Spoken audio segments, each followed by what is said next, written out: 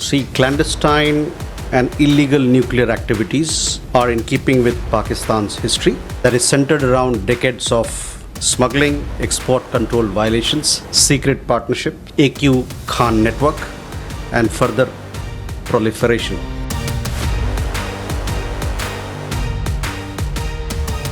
पाकिस्तान के परमाणु हथियारों को लेकर जिन आशंकाओं को भारत वर्षों से उठाता रहा है, वही चिंताएं अब अमेरिका और रूस के शीर्ष नेतृत्व वाली गोपनीय बातचीत में दर्ज सच्चाई के रूप में सामने आई है।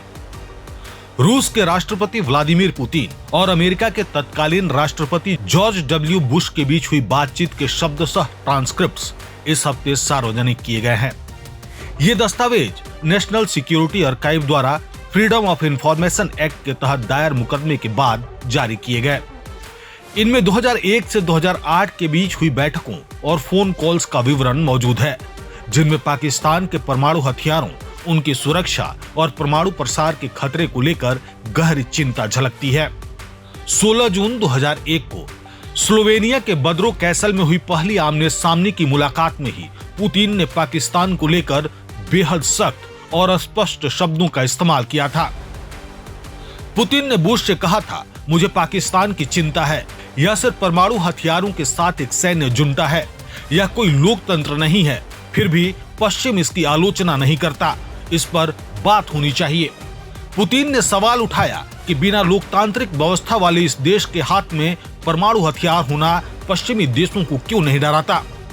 यह बयान ऐसे समय आया था जब 9/11 से पहले ही वैश्विक स्तर पर परमाणु प्रसार को लेकर चिंताएं बढ़ रही थी।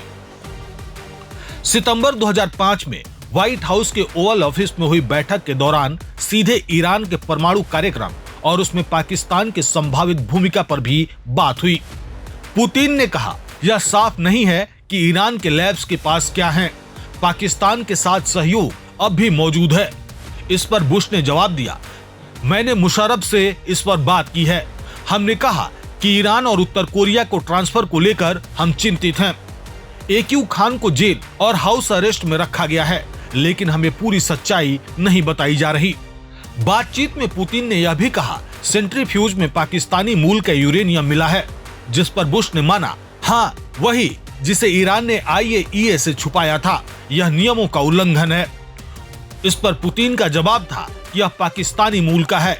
यही बात मुझे सबसे ज्यादा परेशान करती है। इन ट्रांसक्रिप्ट से यह साफ होता है कि AQ खान नेटवर्क दोनों नेताओं के लिए सबसे बड़ी चिंता था। AQ खान वही वैज्ञानिक थे जिन्होंने ईरान, उत्तर कोरिया और लीबिया को परमाणु तकनीक बेचने की बात स्वीकार की थी।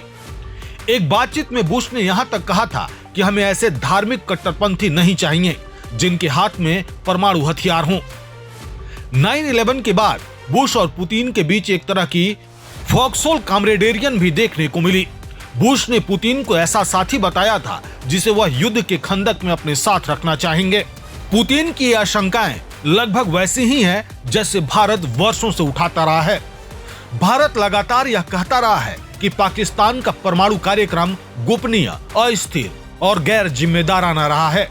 नवंबर 2025 में भारत के विदेश मंत्रालय के प्रवक्ता रणधीर जायसवाल ने कहा था कि गुप्त और अवैध परमाणु गतिविधियां पाकिस्तान के इतिहास का हिस्सा रही हैं, जिसमें तस्करी, निर्यात नियंत्रण उल्लंघन, AQ खान नेटवर्क और आगे का प्रसार शामिल है।